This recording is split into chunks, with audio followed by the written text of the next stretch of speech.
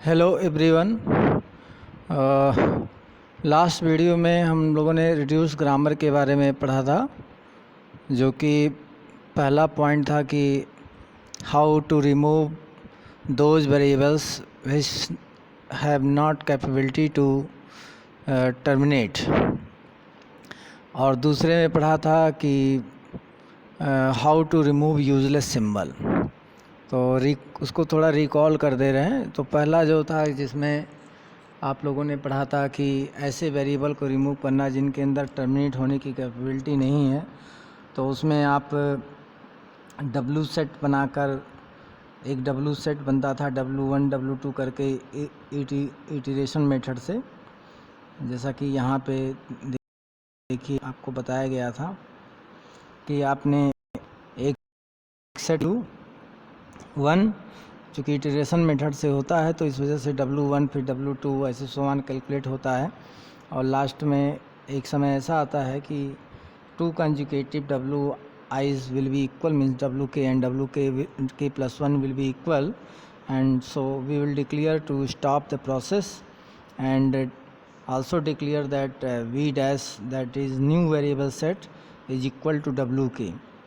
How it will be calculated? First of all, we will scan all the production rule which for the variables, with those variables which are directly producing terminal symbols or terminal string included in W1, and in W2 we will take union of W1 with new variables which have capability to generate terminal string with the help of production rules, in which a variable is producing either terminal with a combination of those variables which have capability to generate terminal string। मतलब ये था कि W1 आपने जब first scanning में बनाया, मतलब जो वेरिएबल्स डायरेक्टली आपको दिख रहे हैं कि यहाँ टर्मिनल स्ट्रिंग या टर्मिनल सिंबल जनरेट कर रहे हैं, वो तो W1 में आ जाता था। लेकिन W2 में क्या करते थे, W1 यूनियन आप वैसे वेरिएबल को सर्च करते थे जो कि इन वेरिएबल के कॉम्बिनेशन में प्रोडक्शन रूल बनाते थे।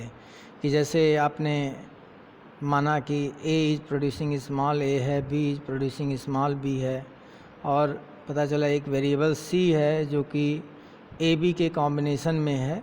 तो चूँकि A और B टर्मिनेटिंग कैपेबिलिटी रख रहे हैं, इस नाते C भी अगले स्टेप में आ जाएगा, क्योंकि C टर्मिनल स्ट्रिंग तो नहीं प्रोड्यूस कर रहा है डायरेक्टली, लेकिन A B चूँकि A B के फॉर्म में है और A B है capable to generate terminal string, so C also. अगर A B के साथ कोई टर्मिनल भी आ जाता है तो भी कोई प्रॉब्लम नहीं है, क्योंकि A भी जनरेट कर सकता है terminal as a small a, B भी स्मॉल b, और A तो है ही टर्मिनल, तो C इसी वजह से इंक्लूड कर लिया जाता है इस स्टेप में। अब अगले स्टेप में मान लीजिए कि एक प्रोडक्शन रूल D है जिसमें लिखा है CB, तो ये भी अगले स्टेप में D इंक्लूड हो जाएगा। तो इसी तरीके से हम इटरेशन करते रहते हैं, और एक समय ऐसा आता है कि नए वेरिएबल मिलने बंद हो जाते हैं। तो इस वजह से 2 कॉन्जुगेटिव WI's इक्वल हो जाते हैं, और आप उनको एक जो प्रीवियस वन होता है वही V डैश का सेट हो जाता है। और इसमें चूँकि दी हैं, एक तो वेरिएबल का सेट और दूसरा प्रोडक्शन रूल का सेट। तो प्रोडक्शन रूल के सेट में केवल उन्हीं वेरिएबल के लिए प्रोडक्शन रूल इंक्लूड करते हैं जो इस V डैश सेट में आए हुए हैं, बाकी को डिस्कार्ड कर देते हैं। दूसरा जो आपका पढ़ा था आपने कि those variables which are appearing in any string derivation, वही केवल आपको रखने रहते हैं। मतलब जो those variables will be discarded which never appear in derivation of any string will be discarded। तो उसके लिए भी आप इटरेशन मेथड से ही करते थे। जैसे सबसे पहले W1 बनता था जिसमें केवल सिर्फ एक वेरिएबल आता था जो कि स्टार्ट वेरिएबल होता था। स्टार्ट वेरिएबल हमेशा every time we will start with start variable for derivation of the string. So that's why we are including in first W means W1 only capital S. कि हमेशा हर question में सबसे पहले start variable ही आता है और उसके अलावा कोई वेरिएबल नहीं आता, लेकिन स्टार्ट वेरिएबल की मदद से फिर आगे आप सिंबल्स इंक्लूड करते हैं, क्योंकि इसमें सिंबल का जिक्र होता है, तो सिंबल में भी टर्मिनल और वेरिएबल। सो ये क्लियर होना चाहिए कि विच सिंबल, दोनों सिंबल यानी कि टर्मिनल भी नॉन टर्मिनल भी। नॉन टर्मिनल को आप वेरिएबल कहते हैं, वेरिएबल भी कहते हैं, और टर्मिनल को कांस्टेंट कहते हैं, तो ये भी याद रखना चाहिए। तो इसमें कैसे नेक्स्ट कैलकुलेट होते हैं, WI+1 equal to WI union करके दिया हुआ है, एंड यूनियन में दो सिंबल्स हमें इंक्लूड करने रहते हैं। कैसे वो सिंबल्स मिलते हैं, आप हर एक वेरिएबल को इंस्पेक्ट करते हो, हर वेरिएबल के लिए प्रोडक्शन रूल इंस्पेक्ट करते हो, और इस अल्फ़ा जो राइट साइड में लिखा होता है, क्योंकि अल्फ़ा एक स्ट्रिंग है, वो वेरिएबल की सिर्फ स्ट्रिंग हो सकती है, वो केवल टर्मिनल की स्ट्रिंग हो सकती है, वो दोनों को मिलाकर भी हो सकता है। तो उसको इंस्पेक्ट करते हैं कि उसमें कौन कौन से सिंबल्स आए हैं। ये नहीं देखना है कि टर्मिनल है कि वेरिएबल है क्या है, बस जो जो सिंबल्स आए हुए हैं बस ये देखना है कि यह जो किसको इंस्पेक्ट करना है, जो कि ऑलरेडी टेस्टेड हो चुका है, यानी कि WI में आया हुआ हो। देखिए लिखा हुआ है A बिलोंग्स टू WI, तो A जो प्रीवियस सेट में वेरिएबल्स आ चुके हैं उन्हीं के केवल प्रोडक्शन रूल देखने हैं। तो उस प्रोडक्शन रूल के देखने के दौरान राइट साइड में जो जो सिंबल अपीयर हो रहे हैं सब एक्स एज ए एक्स आ जाते हैं। जैसे ये क्वेश्चन आपने किया था, इसमें मैंने बताया था कि शुरुआत में W1 में देखिए यस आया। अब यस के प्रोडक्शन रूल ही केवल देखने हैं। यस के प्रोडक्शन रूल को आपने देखा तो उसके प्रोडक्शन रूल के राइट साइड में दो सिंबल हैं, ए है और बी है, तो वो यूनियन कर दिया गया, क्योंकि यस और कोई प्रोडक्शन रूल तो यस के लिए है नहीं, सिर्फ वही एक है। अब यस ए बी हो गया। अब एस ए बी में नए जो आए हैं उनको सिर्फ देखिए, ए बी नए हैं, ए का प्रोडक्शन रूल देखा तो स्मॉल एक नया सिंबल मिला, बी का प्रोडक्शन रूल देखा तो स्मॉल बी मिला, तो इस नाते ये दोनों यूनियन हो गए, आपको मिल गया ये। फिर W4 जब कैलकुलेट करने जाएंगे, W3 यूनियन, आप नए सिंबल की तलाश करेंगे, लेकिन कोई नया वेरिएबल तो मिला नहीं, इस नाते W3 यूनियन 5 हो जाएगा, और वो स्टेप साइलेंट है और डिक्लेयर डायरेक्ट कर दिया गया W4 is equal to W3, लेकिन आपको लिखना होगा W4 is equal to W3 union 5 that is equal to W3, ये आपको लिखना पड़ेगा। तो इस तरीके से इसमें वेरी सिंबल्स के सेट कैलकुलेट होते हैं। कैसे सिंबल, जो कभी न कभी किसी न किसी स्ट्रिंग के डेरिवेशन के दौरान अपीयर होते हैं, and those symbols which never appears in derivation of any string any time, so we have to remove और discard those symbols, they may be either variable और टर्मिनल और both type. So this is important thing in this too. अब जब आप V dash और summation symbol dash यानी कि sigma dash set बनाते हैं तो बहुत सिंपल सी बात है कि इसमें 3 वेरिएबल हैं और 2 टर्मिनल हैं। इन तीनों वेरिएबल को आप वी डैश में रख लेते हैं और इन दोनों टर्मिनल सिंबल को सिग्मा डैश में लिख लेते हैं। तो इन चीज़ों को हमें ध्यान में रखना है। सिंपल आपको दिख रहा है कि यहाँ इसमें कौन वेरिएबल है कौन टर्मिनल है, फिल्टर करके आप लिख दीजिए। बाकी अगर रूल देखेंगे तो रूल में देखिए कैसे लिखा हुआ है, V dash equal to V intersection W के या फिर वही जो वी डैश जिसको डिक्लेयर किया है आपने डब्लू के, इसमें वी डैश तो बनाना ही है। तो डब्लू के, अब सोचिए आप इस सेट को वी के साथ इंटरसेक्ट करेंगे, केवल वेरिएबल ही ना बाहर निकलेगा, तो इसी नाते वी डैश में सिर्फ वी डैश आप आराम से इसी को देख के डायरेक्ट बना सकते हैं, और इसी तरीके से सिग्मा डैश यानी कि टर्मिनल सिंबल का सेट भी इसको देख के डायरेक्ट बना सकते हैं। कोई ज़रूरी नहीं कि ये सब आप फॉर्मूले ही लिखें। पी डैश की जहाँ तक बात है तो पी डैश में केवल आपको वही प्रोडक्शन, उन्हीं वेरिएबल के लिए प्रोडक्शन रूल लिखना है जो वी डैश में, पहली बात। दूसरी बात ये है कि उस प्रोडक्शन रूल, उस वेरिएबल के प्रोडक्शन रूल को भी देखना है, उसके राइट साइड में ये इंश्योर करना है सिर्फ वही सिंबल्स आएंगे जो डब्लू के अंदर हैं, वो चाहे वेरिएबल हैं चाहे टर्मिनल है, मतलब राइट साइड में सिर्फ यही सिंबल अपीयर हों, बाकी सिंबल वाले प्रोडक्शन रूल छोड़ दिए जाएंगे। कि जैसे मान लीजिए आपको मिला एक प्रोडक्शन रूल है AD। अब पता चला कि D हमारे इस सेट में नहीं है, तो अब अगर इसी एग्जांपल को ध्यान में रखते हुए बता दे रहे हैं कि जैसे मान लीजिए आपको एक प्रोडक्शन रूल है, आपके पास एक प्रोडक्शन रूल है A is producing small a capital E। अब कैपिटल E देखिए इस सेट में नहीं है, तो ये प्रोडक्शन रूल A के लिए even that A is useful variable but this production rule is useless, so we have not include in P dash. तो लेकिन अगर मान लीजिए कोई प्रोडक्शन रूल है A is producing small a small b, तो ये आएगा क्यों? क्योंकि इसमें दोनों सिंबल्स हैं A B। अगर A is producing small c a है तब ये भी नहीं आएगा क्योंकि C यहाँ पे नहीं है। Even that C is terminal symbol but we have to discard. अगर A इज़ प्रोड्यूसिंग आपका AB है तो ये प्रोडक्शन रूल आएगा क्योंकि AB even that AB both are variable but these are useful, so this will be included in our production rule.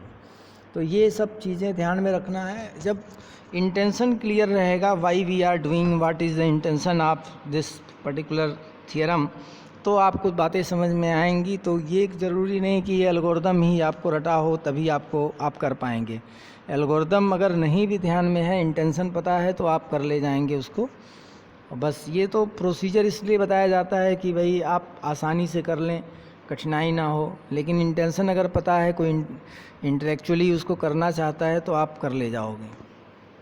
तो दोनों चीज़ें पता होनी चाहिए, थ्योरम प्रोसीजर भी और इंटेंशन भी।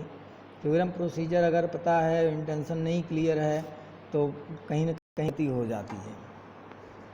तो यहाँ पे ये सब चीज़ें आपने पढ़ा था और कुछ एग्जाम्पल करवाया था। अब नया चीज़ जो है, सबसे पहले मैं उसको बताता हूँ कि एलिमिनेशन ऑफ नल प्रोडक्शन।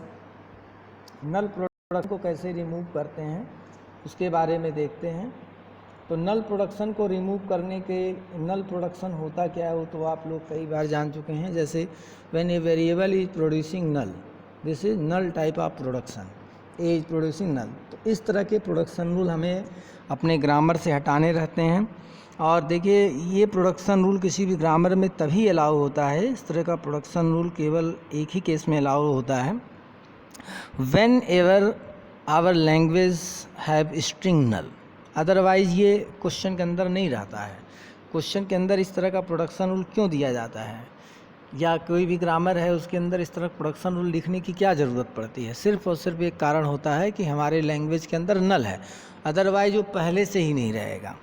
तो अब आप ये इस चीज़ को मैं जोर दे के इस नाते बता रहा हूँ कि यल ऑफ जी, जो ओरिजिनल ग्रामर जी है, उसके अंदर नल था, इसी नाते नल प्रोडक्शन रूल है। लेकिन आप जब इक्विवेलेंट ग्रामर बनाएंगे जिसमें नल प्रोडक्शन होगा ही नहीं, तो निश्चित तौर पे ये लैंग्वेज, ये स्ट्रिंग आपके लैंग्वेज में नहीं रहेगी, नल नहीं रहेगा। तो इसका मतलब ये हुआ, जो हम लैंग्वेज, जो ग्रामर डिराइव करेंगे उसका जो इक्विवेलेंट लैंग्वेज है, डेफिनेटली ओरिजिनल ग्रामर के इक्विवेलेंट जो लैंग्वेज था उसमें से नल माइनस होके आएगा।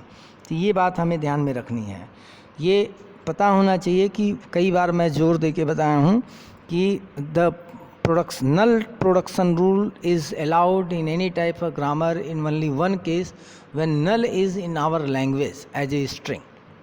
अदरवाइज उस तरह का प्रोडक्शन रूल रहता ही नहीं है, चाहे सिंप्लीफाइड है या नहीं है।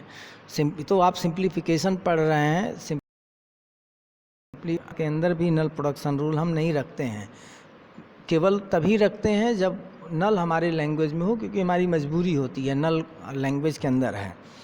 और जब आप इसमें सिंप्लीफाइड करेंगे या नल प्रोडक्शन रिमूव करेंगे तो निश्चित तौर पे वो नल स्ट्रिंग हमारे लैंग्वेज से हट जाएगी।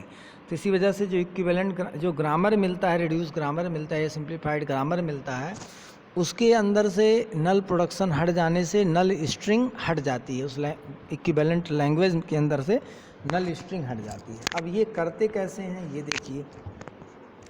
तो ये सब चीज़ें जो हमने बताया है वो सब यहाँ पे लिखा भी हुआ है। तो जैसे यहाँ पे डिफिनीशन है कि A in ACFG is nullable if A is producing null string after many step, क्योंकि वहाँ पे देखिए एरो के ऊपर एस्ट्रिक लगा हुआ है। तो कोई भी वेरिएबल नलेबल तभी होता है जब एक स्टेप मतलब डायरेक्टली हो या इनडायरेक्टली हो, तो उसको नलेबल वेरिएबल कहते हैं। कई स्टेप में अगर जाके जैसे करने मतलब है ए इज़ प्रोड्यूसिंग, आपने बी सी लिख दिया और फिर लिखा B is producing null, C is producing null, तो ए आपका एक नलेबल वेरिएबल हो गया, क्योंकि ए एक स्टेप में तो नल दिखेगा नहीं। पहले स्टेप में आप बी सी लिखेंगे, दूसरे स्टेप में बी की जगह पे नल लिखेंगे और लेफ्ट मोस्ट डेरिवेशन अप्रोच से कर रहे हैं।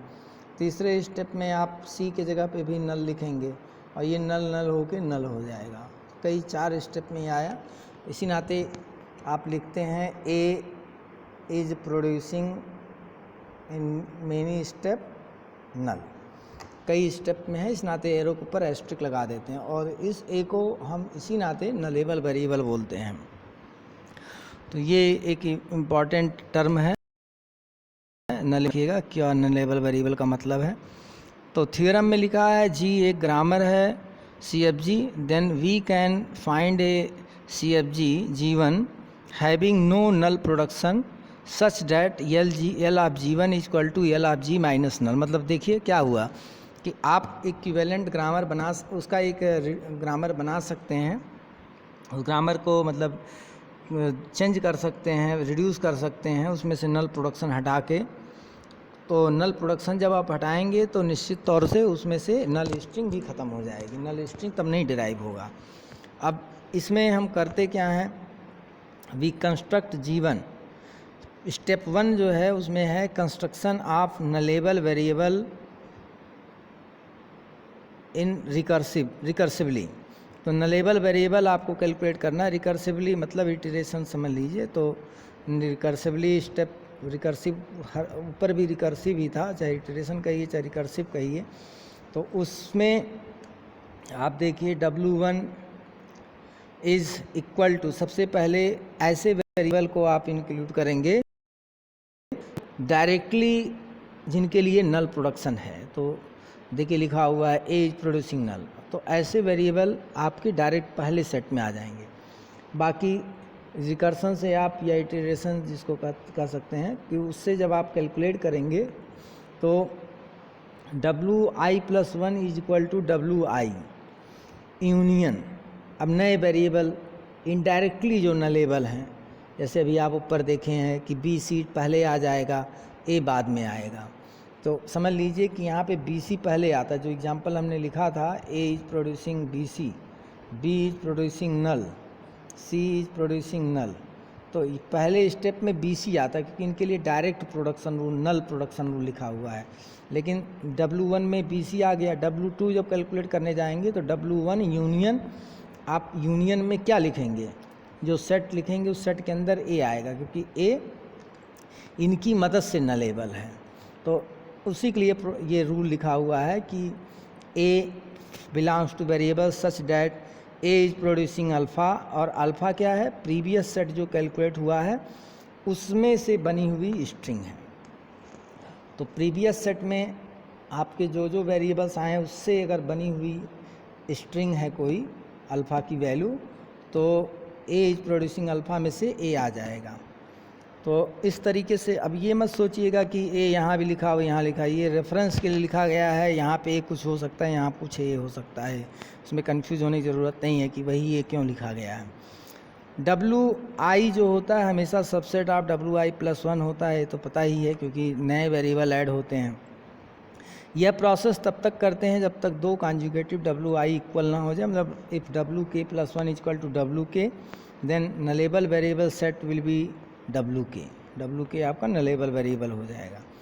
अब इसमें थोड़ा सा कॉम्प्लिकेटेड होता है प्रोडक्शन रूल, क्योंकि इसमें मेन प्रोडक्शन रूल का है इशू, क्योंकि वेरिएबल वगैरह तो रिमूव नहीं करना है, सिंबल वही हैं, सब रहेंगे वही।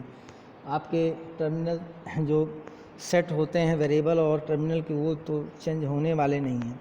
अच्छा, ये अब आप जब करेंगे तो उसके लिए क्या तरीका दिया गया है, पहले इस एग्जाम्पल से देखिए तो ज़्यादा समझ में आ जाएगा। जैसे ये एक ग्रामर है, ग्रामर के अंदर 3 प्रोडक्शन रूल ऐसे हैं, 2 प्रोडक्शन रूल ऐसे हैं जो नल प्रोड्यूस कर रहे हैं। तो सबसे पहले AB आया।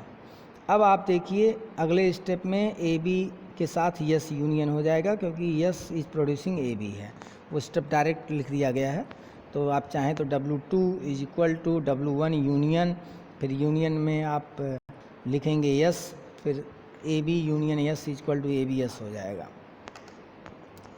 तो ये जो चीज़ है, अब W3 कैलकुलेट करने जाएंगे तो कोई नया वेरिएबल तो दिख नहीं रहा है ऐसा कि ABS से बना हुआ प्रोडक्शन रूल हो उसके लिए, तो इस नाते कोई नया वेरिएबल तो मिलने वाला नहीं है। तो W3 ही आपका नलेबल वेरिएबल का सेट, W2 ही नलेबल वेरिएबल का सेट हो जाएगा। अब देखिए प्रोडक्शन रूल कैसे बनाते हैं। सबसे पहले जितने नॉन नल प्रोडक्शन रूल हैं वो लिस्ट कर दीजिए, वो डायरेक्ट इंक्लूड कर लीजिए।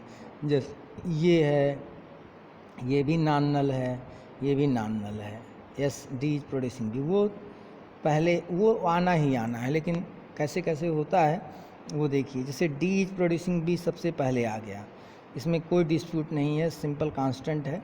लेकिन yes is producing A S से क्या होगा, देखिए S is producing A S, एक तो खुद आया क्योंकि यहाँ नॉन नल चीज़ें लिखी हुई हैं, और दूसरी यस के जगह पे नल रख दिया, तो यस के जगह पे नल रखेंगे तो यस इज प्रोड्यूसिंग ए हो जाएगा। तो दो प्रोडक्शन रूल, एक प्रोडक्शन रूल से दो प्रोडक्शन रूल बना।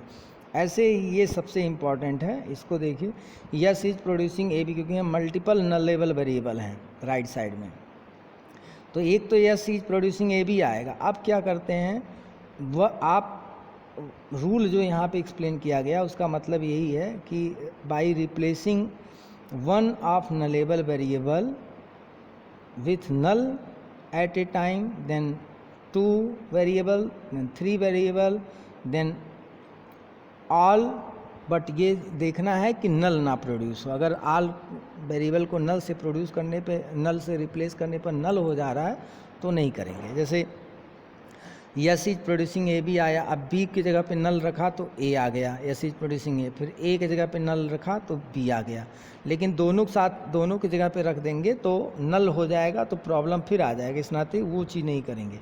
जैसे आप ऐसे समझिए S is producing A B, A लिखा है, तो अब यहाँ पे मान लीजिए ऐसा प्रोडक्शन रूल होता है इस क्वेश्चन में, तो यस इज प्रोड्यूसिंग, एक तो ए बी ए तो खुद आता, और फिर यस इज प्रोड्यूसिंग आपका इसके जगह पे नल रखते तो बी ए आता, फिर अगर इसके जगह पे नल रखते तो ए आता, और दोनों के जगह पे नल रख देते मतलब ऑल नलेबल वेरिएबल तो ए आ जाता।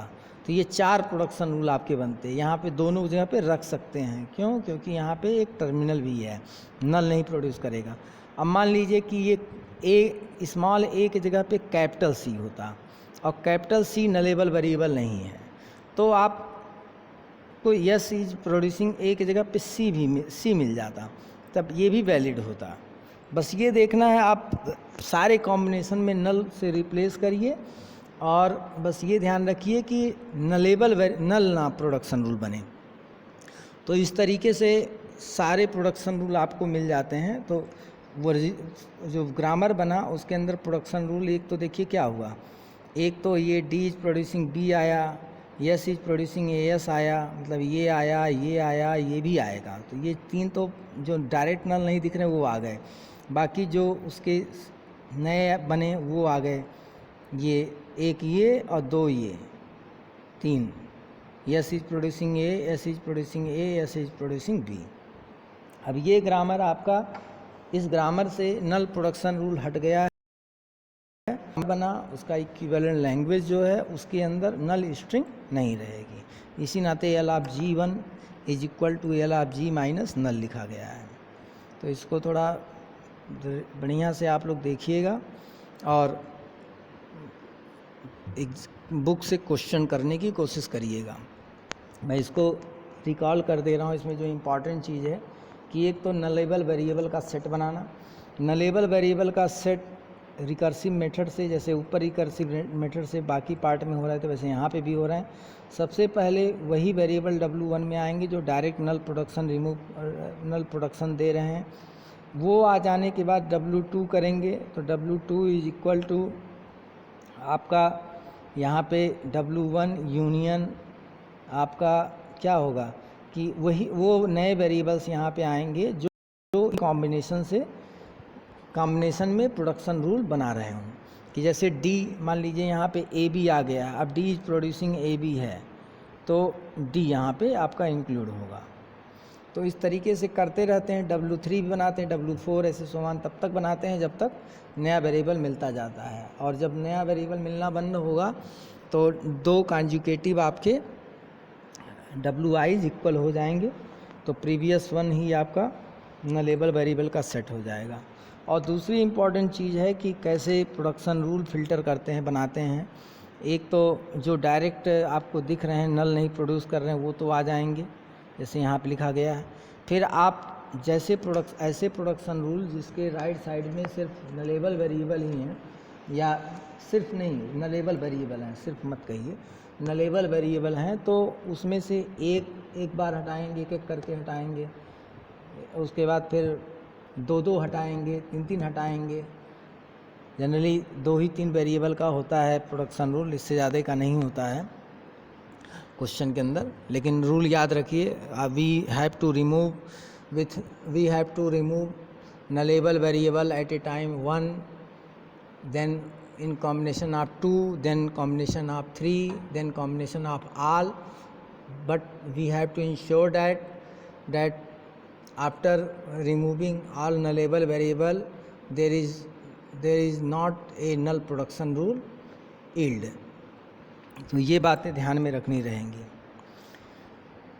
और लास्ट स्टेप इसमें है unit production, elimination of unit production.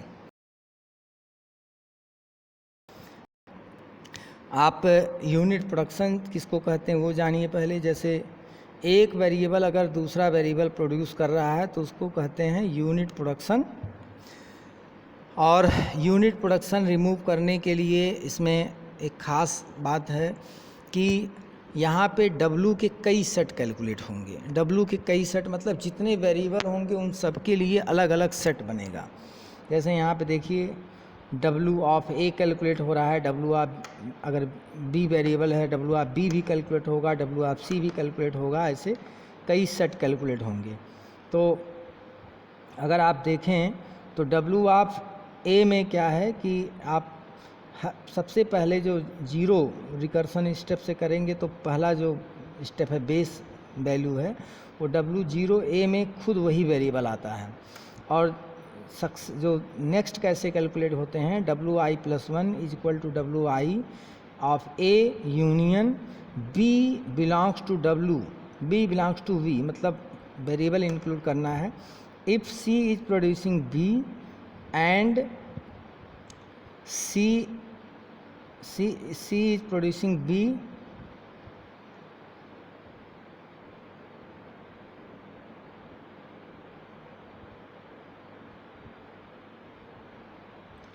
C is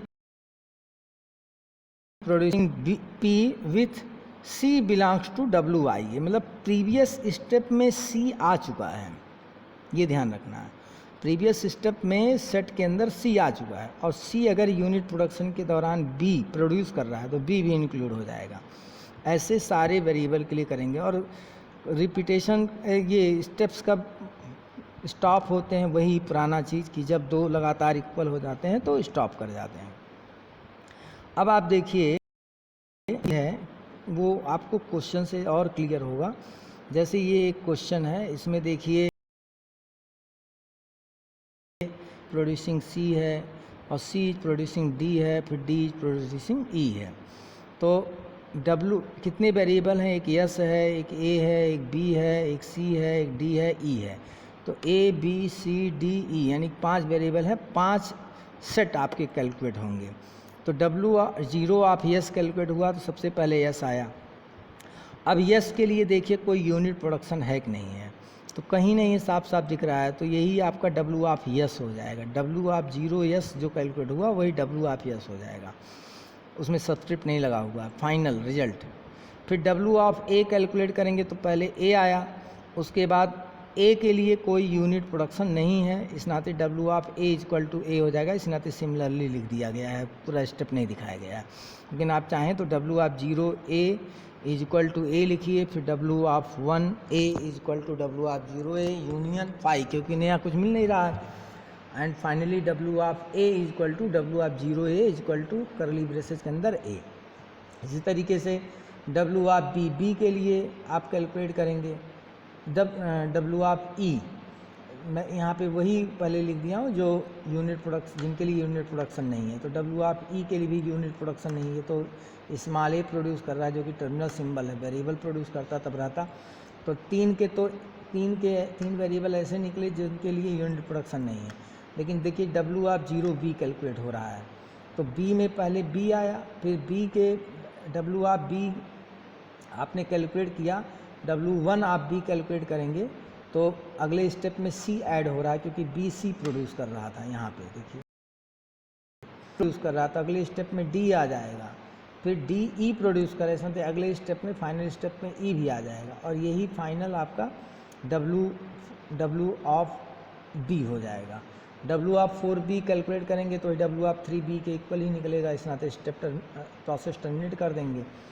तो डब्ल्यू ऑफ बी में आपके बी सी डी ई आए। अब बड़ा सिंपल तरीके से समझिए कि इनमें क्यों एक एक आया। यस के लिए कोई यूनिट प्रोडक्शन नहीं है तो सीधा लिख दीजिए W of S is equal to yes.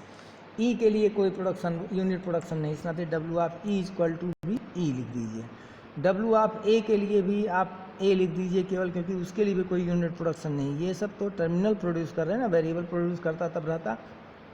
W of 0B calculate किया, सबसे पहले बी आया। अब बी के साथ यूनियन सी क्यों हुआ कि बी सी प्रोड्यूस कर रहा था एज ए यूनिट प्रोडक्शन, फिर सी डी प्रोड्यूस कर रहा था, अगले स्टेप पे इस नाते यूनियन डी हो गया, फिर डी ई प्रोड्यूस कर रहा है, इस नाते अगले स्टेप में ई हो गया।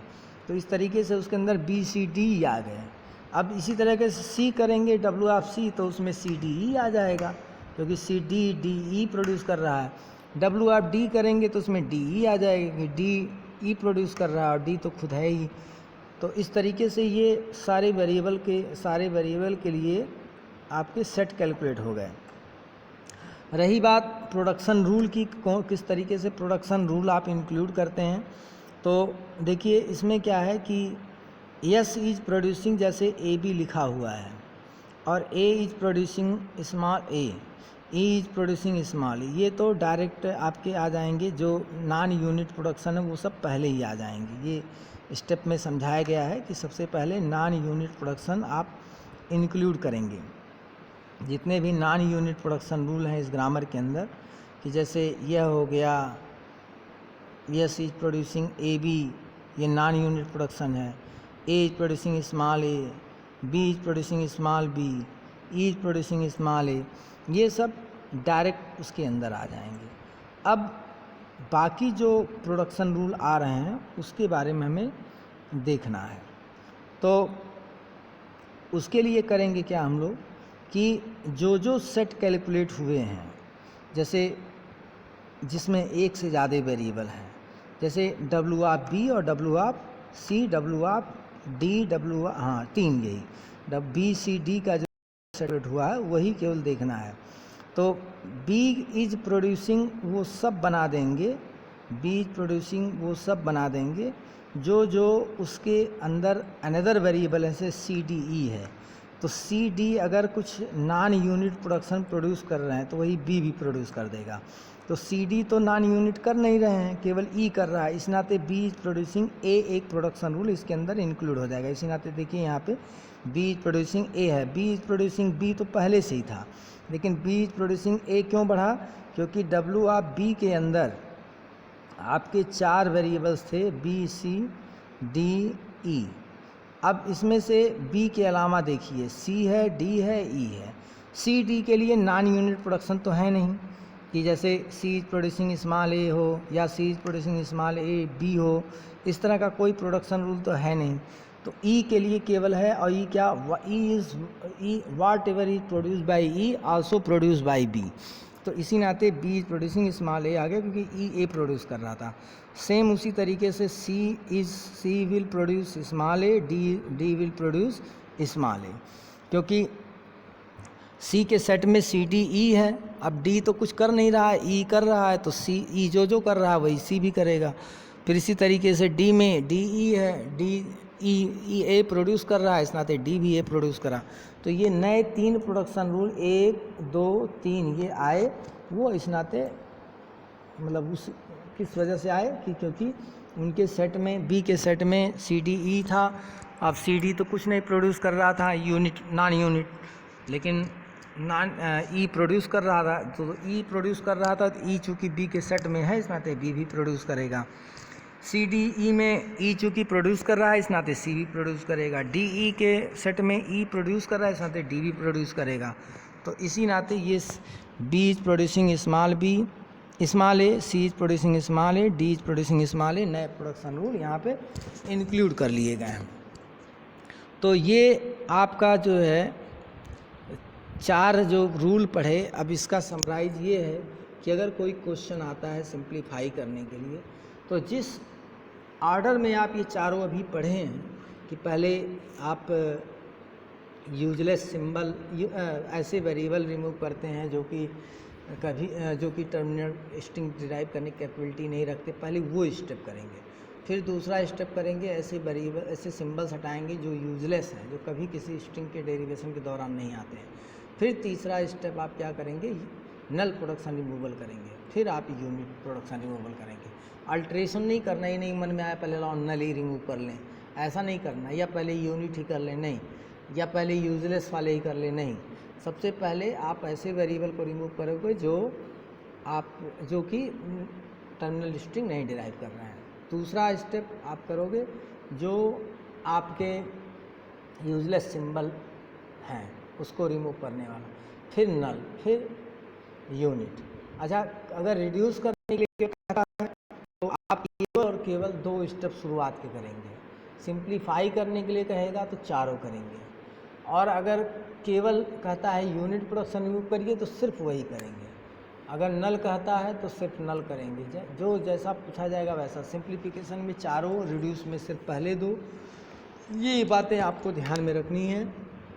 उम्मीद करता हूँ कि आप लोगों को ये पूरा समझ में आएगा, और इसको वीडियो बढ़िया से देखिए, और क्वेश्चन आपके बुक में बहुत सारे दिए हुए हैं, उसको करिए।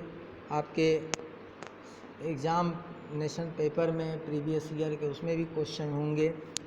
पिछले साल तो पेपर हुआ नहीं था, तो पिछले साल का पेपर मिलेगा नहीं, लेकिन उसके पहले का पेपर मिलेगा। तो ये अगर आप कोई कोशिश करेगा कि 2019-20 का पेपर ले आएँ TFL का, तो वो मिलेगा नहीं, क्योंकि वो पेपर हुआ ही नहीं था कोरोना के कारण। लेकिन 20-21 में अगर पेपर होता है, उसके लिए तैयारी करनी है।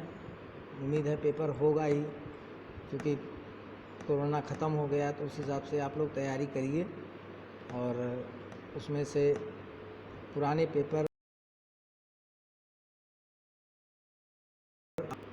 नेक्स्ट जो चीज़ें हैं नेक्स्ट वीडियो में बताएंगे। Thank you.